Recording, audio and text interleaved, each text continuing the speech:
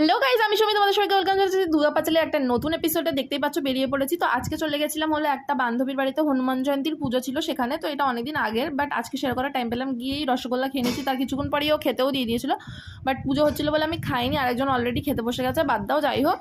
তো এইসব করতে করতে ঠাকুরমশাই চলে এসেছিলো, তারপরে সব কিছু রেডি টেডি করলো সুন্দর করে, তারপরে হনুমানজিকে স্নান করালো, পুজো করলো। আমরা পুরো পুজোটা দেখেছি, লাস্টে যজ্ঞ টজ্ঞও করেছে।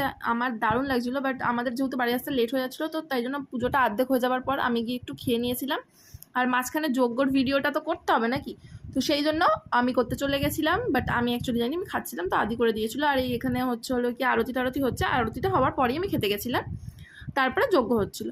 তো তোমরা কিন্তু বেশি বেশি করে দুর্গা পাঁচালীকে ভালোবাসো। ভিডিওগুলো ভালো লাগলে অবভিয়াসলি চ্যানেলটাকে সাবস্ক্রাইব করে দাও। তোমাদের কেমন লাগছে সেটাও কমেন্ট সেকশনে জানাও। তো চলো আজকের জন্য টাটা, দেখা হবে নতুন একটা এপিসোডে।